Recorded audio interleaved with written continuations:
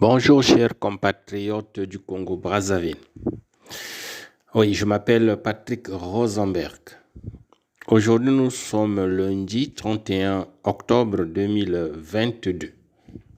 Mes chers compatriotes, au Congo-Brazzaville, il devient épuisant et énervant d'entendre certains cadres du pôle dire, depuis que le génocidaire Denis Sassou Nguesso ôte la vie aux paisibles populations du département du Poul que Sassou est un homme de paix, Sassou est un homme de dialogue, il aime les populations du Poul, Sassou est gentil, sage et pacifique. Mes chers compatriotes, c'est triste d'entendre ce genre de discours. En principe, les cadres du Poul ne devaient pas négocier avec Sassou Nguesso. Les cadres du Poul devaient négocier le départ de Sassou Nguesso. Voilà. Parce que Sassou Nguesso a trop tué dans le Poul. Sassou Nguesso a tué beaucoup de cadres du Poul. Donc, pour moi, Sassou Nguesso devait être l'ennemi juré des gens du Poul.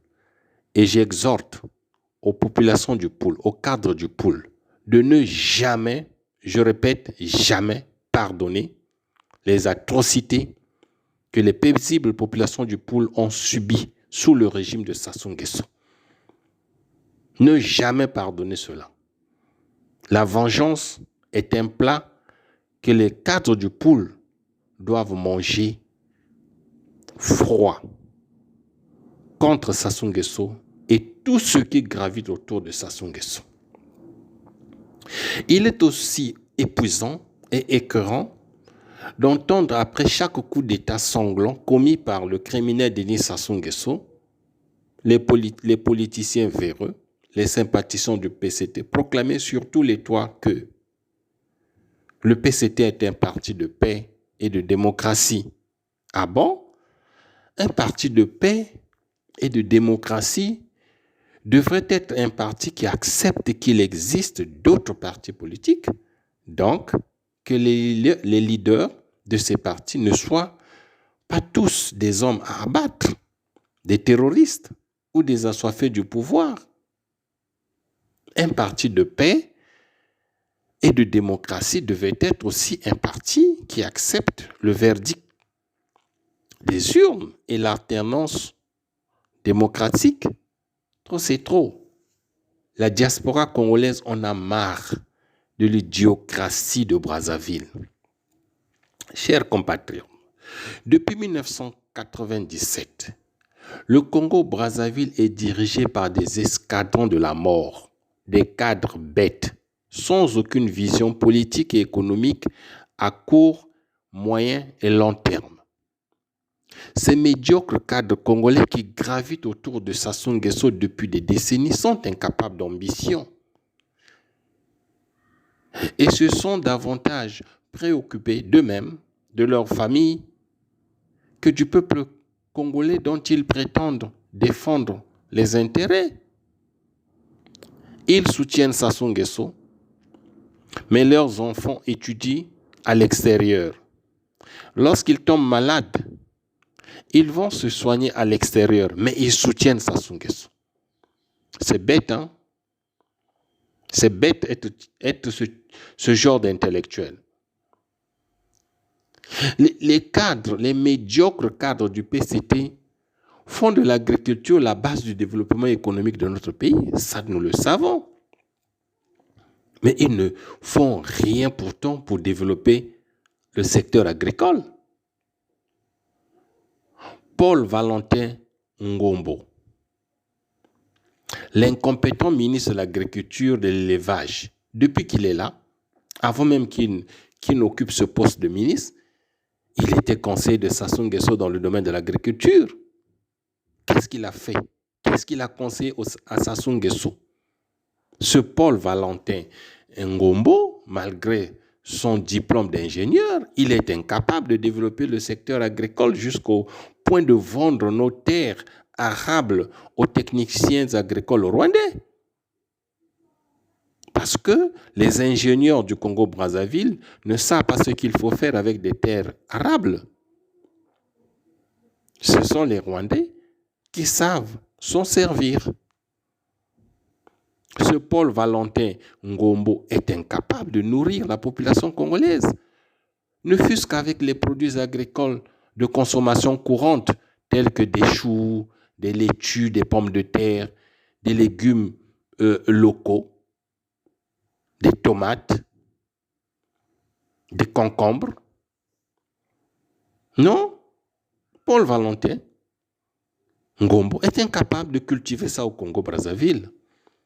La diaspora congolaise sait que les incompétences intellectuelles de Valentin Ngombo sont les compétences intellectuelles, j'allais dire, les compétences intellectuelles de Valentin Ngombo sont obsolètes et surtout médiocres pour développer l'industrie agricole et agropastorale au Congo-Brazzaville. Paul Valentin Ngombo n'est pas capable de développer l'agriculture, l'industrie agricole et agropastorale. Il n'a pas de compétences. Paul Valentin Ngombo n'a jamais présenté aux Congolais son projet de développement agricole. Jamais. Moi, je n'ai jamais vu ça. Pour nous prouver ses compétences sur le domaine de l'agriculture.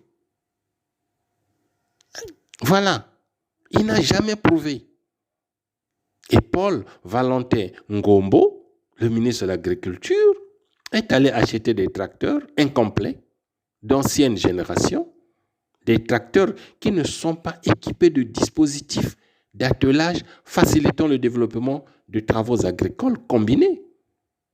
Des tracteurs qui ne sont pas équipés de sémoires aux planteuses, de moissonneuses, de batteuses, de broyeurs, de presse à balles et emballeuses, des tracteurs vides, incomplets.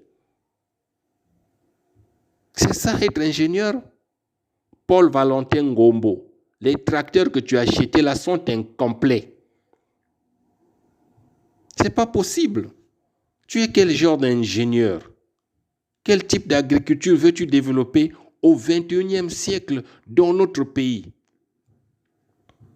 Paul Valentin Ngombo, aujourd'hui je vais te décharger. L'on ne se lève pas un beau matin après avoir sucé les seins de sa femme, venir crier sur tous les toits que nous allons développer le secteur agricole et que l'agriculture est la base du développement de notre pays. Ça, nous le savons. Vous devrez au préalable nous présenter un projet sur l'industrialisation du secteur agricole ou du développement ou de l'agro-pastoral. Paul Valentin Ngombo, personne n'ignore que l'agriculture est la base du développement économique des pays pauvres très endettés comme le Congo-Brazzaville. Donc arrête de tromper les Congolais avec des discours creux, des petits champs agricoles avec lesquels tu ne peux même pas alimenter un seul arrondissement de Brazzaville pendant un mois en produits agricoles.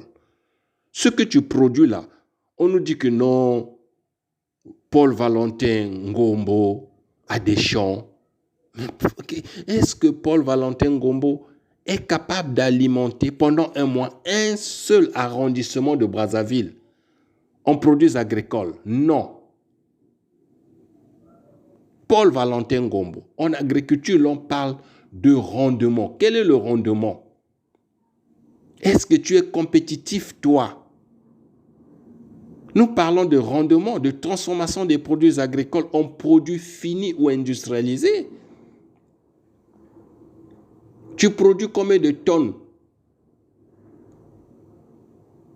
des produits agricoles par mois? Combien de tonnes? J'ai vu le champ de maïs que tu as présenté là, un champ sec avec des maïs de petit calibre, de mauvaise qualité. C'est ça être ingénieur au Congo-Brazzaville? Je comprends pourquoi vous vendez des terres aux Rwandais, chers compatriotes. Et l'enseignement supérieur, quant à lui, ne forme que des diplômés sans emploi, incapables d'entreprendre ou de s'insérer dans la vie active dès qu'ils quittent leur formation. Les professeurs d'université et d'écoles supérieures du Congo-Brazzaville ne forment que des cadres médiocres comme eux. Des cadres corrompus, irresponsables, qui sont incapables de relever les défis de développement économique de notre pays. D'ailleurs, aucune université, aucune école supérieure du Congo-Brazzaville ne figure sur la liste des 200 meilleures universités africaines. Chaque année, nous avons cette liste. Donc, les diplômes de l'université et des écoles supérieures au Congo-Brazzaville sont médiocres. Et les cadres qui sortent des universités du Congo-Brazzaville, c'est des cadres médiocres, incompétents, des cadres de mauvaise qualité. Parce qu'ils ont des enseignants aussi de mauvaise qualité, des enseignants incompétents, qui sont là dans la corruption, dans l'impudicité, la fornication, la prostitution. Quoi faire? Que dire de notre pays, le Congo, mes chers compatriotes?